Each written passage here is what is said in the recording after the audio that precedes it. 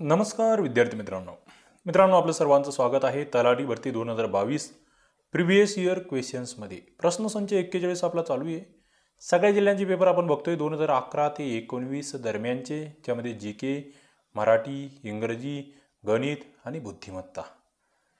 या ठिकाणी आजचं हे सेशन आपण लाईव्ह घेणार होतो, मात्र लाईटच्या प्रॉब्लेममुळे या ठिकाणी रेकॉर्ड करून तुमच्या समोर हे आजचे प्रश्न मांडतो आहे। तलाठी भरतीचा संपूर्ण कोर्स तुमच्या समोर इथे दिसतोय STI RCP ॲप्लिकेशनवर। याच्यामध्ये आता 20 फुल टेस्ट आहेत हे लक्षात घ्या आणि 300 सराव पेपर। सुरुवात करूया आजच्या सेशनला। 25 प्रश्न असणार आहे जीकेचे, याच्या आधी विचारले गेलेले। बघा, पहिली आवर्त सारणी किती मूलद्रव्यांची तयार करण्यात आली होती। दुसरा प्रश्न हा विचारतो मी तुम्हाला की पहिली आवर्त सारणी कोणी तयार केली होती। विज्ञानाचा प्रश्न आहे। पहिली आवर्त सारणी 63, 56, 65, 92।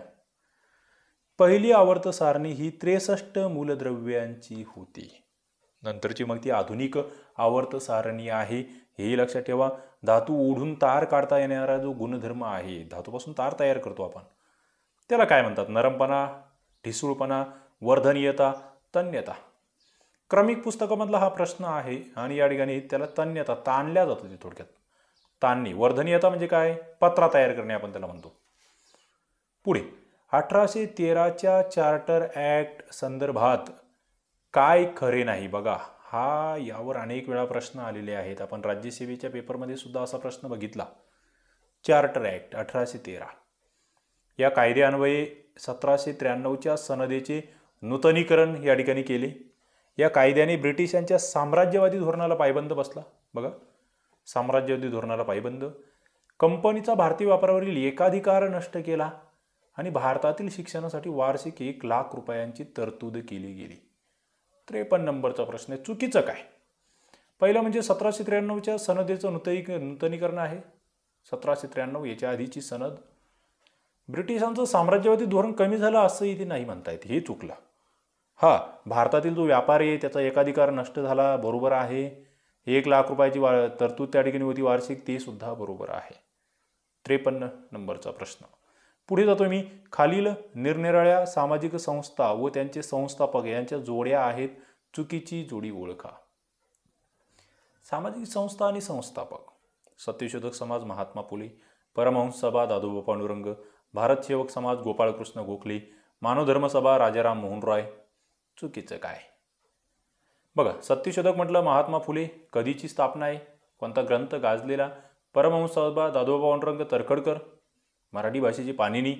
भारत सेवक समाज Gopalkrishna Gokhale, Indian servant society आपण त्याला म्हणतो आहे, मात्र मानव धर्म सभा चुकता आहे। राजाराम मोहन राय म्हटलंय की कोणता समाज? मानव धर्म सभा म्हटली की कोणती व्यक्ती? ते तुम्हाला माहीत असणं गरजेचं आहे। राजाराम मोहन रॉय यांचा ब्राह्मो समाज गाजलेला आहे। इथे 54चं 4 चुकता आहे। पुढे मिस युनिव्हर्स 2014चा किताब प्राप्त सौंदर्यवती कोण? आता बघा, हा चालू घडामोडीचा त्यावेळेचा प्रश्न आहे, पण मिस युनिव्हर्स आता सध्या 2021-22 मध्ये कोण, ते तुम्हाला लक्षात ठेवायचं आहे।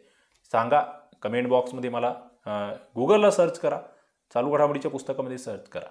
1952 मध्ये छत्रपती मेळा सुरू करणारे ब्राह्मणेतर लीगचे नेते कोण? भालाकार भोपटकर, मुकुंदराव पाटील, केशवराव जेधे, भास्करराव जाधव। 56 नंबरचा प्रश्न आहे। छत्रपती मेळा कोणी सुरू केला? तो सुरू केलाय मुकुंदराव पाटील यांनी। ब्राह्मणेतर लीगचे या ठिकाणी हे नेते मुकुंदराव पाटील, तुम्हाला माहीत असणं गरजेचे आहे।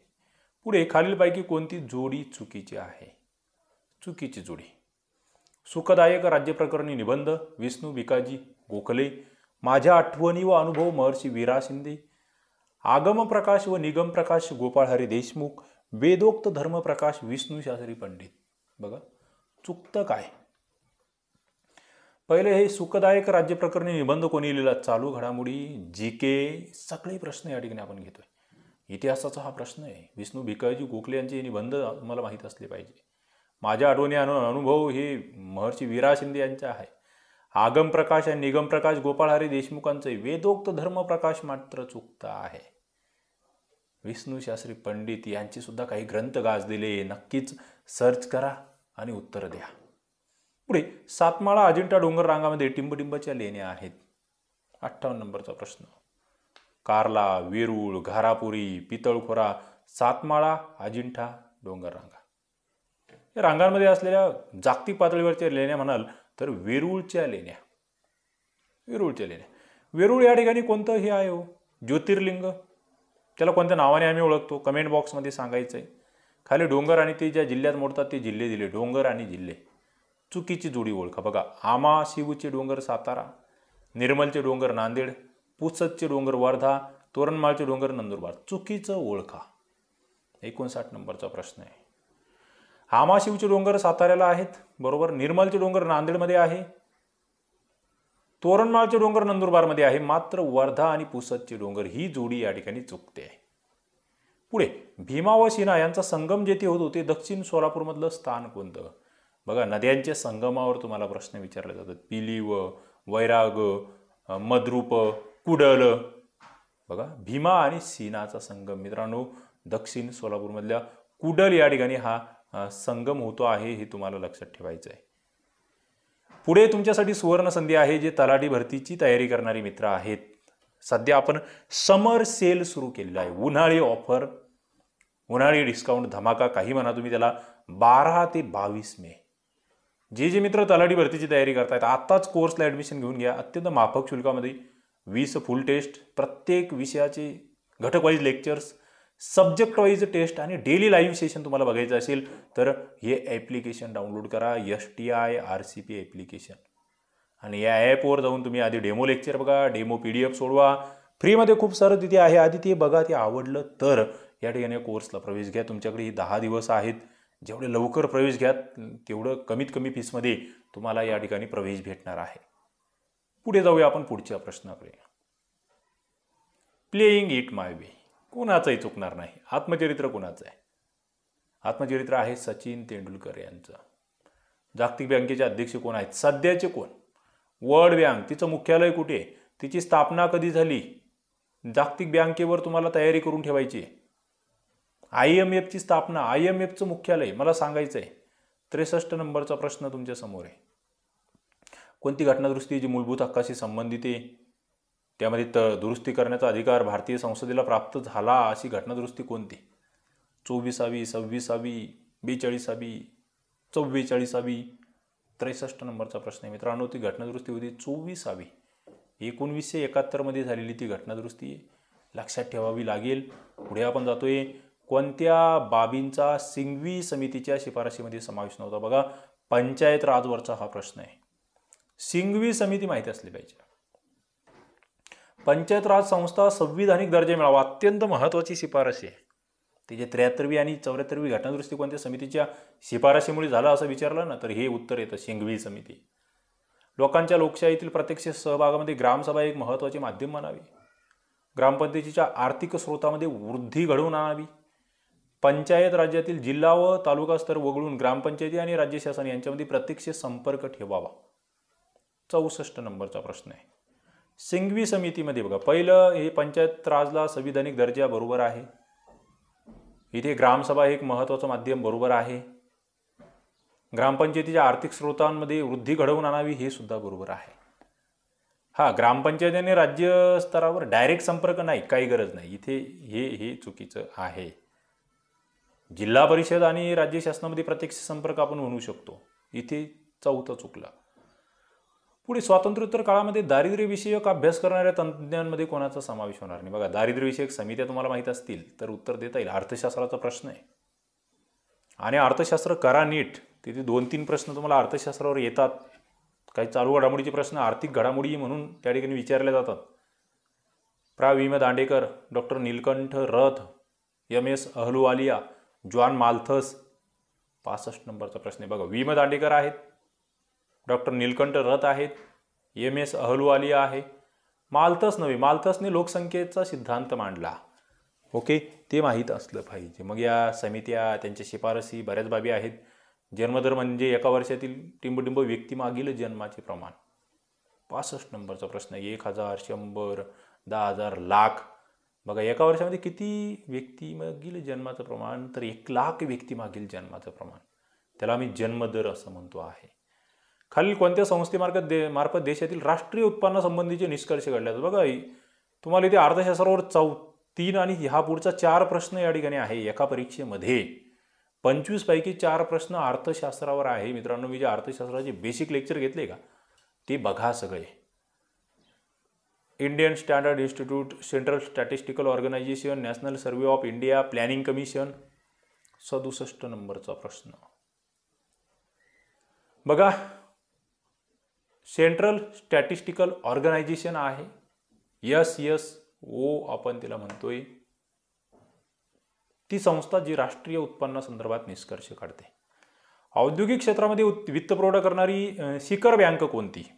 68 नंबरचा प्रश्न आहे. Reserve bank of India, industrial development bank of India, जिला आम्ही IDBI म्हणतो, नाबार्ड, एक्झिम बँक. औद्योगिक क्षेत्रामधली सांगितली शिखर बँक. तुम्हाला अशी नाही, काही जण 1 नंबरचं उत्तर देतील ते चुकणार. उत्तर 2 आलं पाहिजे.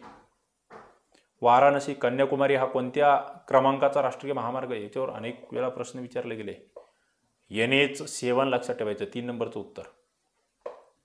पुढे 5 नोव्हेंबर महाराष्ट्रामध्ये कोणता दिवस साजरा केला जातो? हुंडा विरोधी दिन, रंगभूमी दिन, जैवतंत्रज्ञान दिन, बालिका दिन. 5 नोव्हेंबर. आणि कुणाच्या स्मृती प्रित्यर्थ? रंगभूमी दिन. नाटककार महत्वाचे जनक आहेत ते. मला कमेंट पाहिजे. मला तुमचा अभ्यास असेल तर जमेल हा. ते ज्यांचा नाही त्यांची गणगणे, आणि इतरांनी ज्यांना नाही आहेत त्यांनी इतरांच्या कमेंट्स चेक करा. तुम्हाला हे प्रश्न आवडत असतील नक्की लाईक करा, शेअर करा. आता काही जण म्हणतील सर तुम्हीच उत्तर द्या ना, तुम्ही कशाला शिकवतात? बाबा मी दररोज शिकवतोय. मी वेगवेगळ्या लेक्चरमध्ये त्याचे उल्लेख झाले अनेक वेळा. आता ती मला पुन्हा पांचटगिरी करायची नाही आहे. तुम्ही याच्या आधीचे आपले लेक्चर बघितले असतील तर हे मुद्दे जे कव्हर झाले त्याच्यावरच मी तुम्हाला वारंवार प्रश्न विचारतो. उपप्रश्न लक्षात घ्या. जे याच्या आधी नाही झालं ना त्याचं मी उत्तर देतो. शंकर केशव कानेटकर साहित्यिकाचे टोपण नाव काय? ग्रेस, दत्त, दिवाकर, गिरीश. मित्रांनो, शंकर केशव कानेटकर.